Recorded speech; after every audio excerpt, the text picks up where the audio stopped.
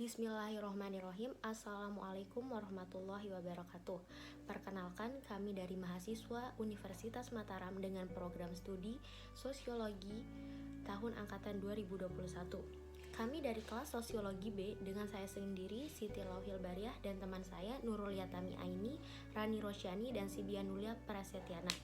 Di video kali ini kami akan mempresentasikan terkait dengan materi teori manajemen untuk mata kuliah dasar-dasar manajemen dengan dosen pengampu Bapak Rosyadi Sayuti Husaini. Baik, saya akan menjelaskan materi tentang pengertian teori manajemen. Teori manajemen merupakan kumpulan ide yang merekomendasikan aturan umum tentang cara mengelola organisasi atau bisnis. Teori manajemen membahas bagaimana supervisor menerapkan strategi untuk mencapai tujuan organisasi dan bagaimana cara mereka untuk memotivasi karyawan untuk berani tampil pada kemampuan tertinggi mereka. Kemudian, jenis teori manajemen akan dilanjutkan oleh rekan saya, Rani Rosyani. Baik, Assalamualaikum warahmatullahi wabarakatuh. Perkenalkan, saya Rani Rosyani. Di sini saya akan menjelaskan beberapa teori manajemen. Yang pertama adalah teori manajemen ilmiah yang dikembangkan oleh Frederick Taylor. Teori manajemen ilmiah adalah teori yang menganalisis dan mensintesis alur kerja. Tujuan utamanya adalah meningkatkan efisiensi tenaga kerja.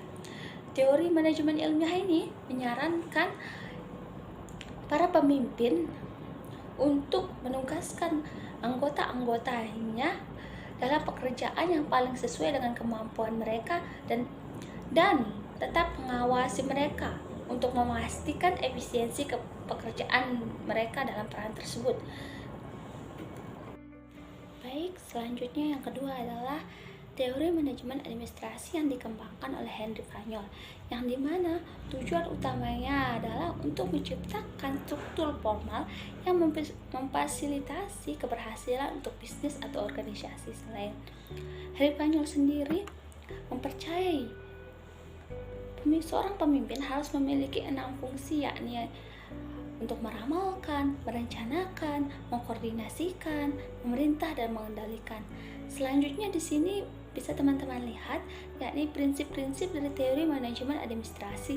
Ada yang pertama inisiatif, kesetaraan, rantai komando, remunerasi personal, kesatuan arah, disiplin, pembagian kerja, wewenang dan tanggung jawab, kesatuan perintah, subordinasi kepentingan individu dan kepentingan umum, sentralisasi, ketertiban, stabilitas masa kerja, esprit de corps.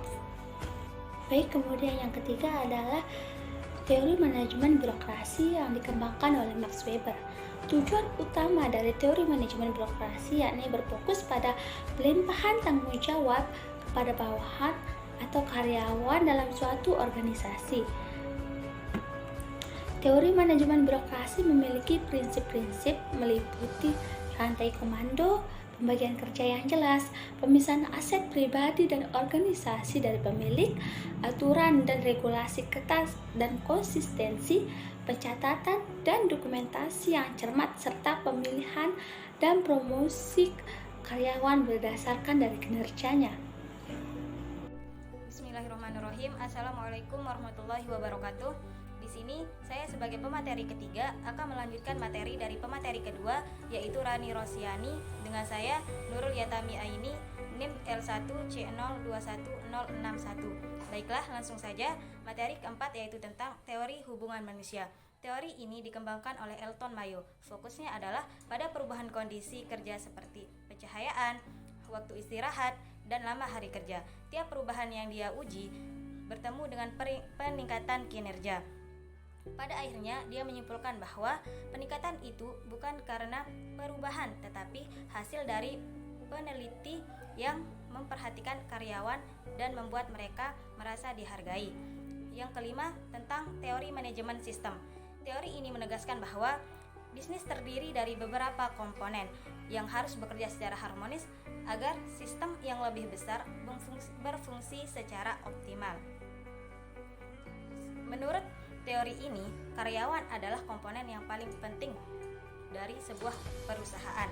Menurut teori ini, manajer harus mengevaluasi pola dan peristiwa dalam organisasi untuk menentukan pendekatan manajemen terbaik. Sekian yang dapat saya sampaikan. Materi selanjutnya akan dibacakan oleh pemateri berikutnya. Assalamualaikum warahmatullahi wabarakatuh. Di sini saya sebagai pemateri keempat akan menjelaskan tentang teori manajemen kontingensi dan teori X dan Y. Teori manajemen kontingensi dikembangkan oleh Fred Adler. Fokus utama teori ini adalah tidak ada satu pendekatan manajemen yang berhasil untuk setiap organisasi. Menegaskan bahwa ada ciri-ciri kepemimpinan yang berlaku untuk setiap jenis situasi dan bahwa seorang pemimpin harus fleksibel untuk beradaptasi dengan lingkungan yang berubah. Selanjutnya yakni teori X dan Y. Teori ini dikenalkan oleh Douglas McGregor, di mana ia menyimpulkan bahwa dua gaya manajemen yang berbeda dipandu oleh persepsi mereka tentang motivasi anggota tim. Manajer yang menganggap karyawan mereka apatis atau tidak menyukai pekerjaannya menggunakan teori X yang bersifat otoriter. Teori Y digunakan oleh manajer yang percaya bahwa karyawan bertanggung jawab, berkomitmen, dan memiliki motivasi diri. Ini adalah gaya manajemen partisipatif yang memunculkan lingkungan kerja yang kolaboratif, sedangkan teori X mengarah ke manajemen mikro. Sekian penjelasan dari kelompok kami, ada kurang lebihnya kami mohon maaf. Wassalamualaikum warahmatullahi wabarakatuh.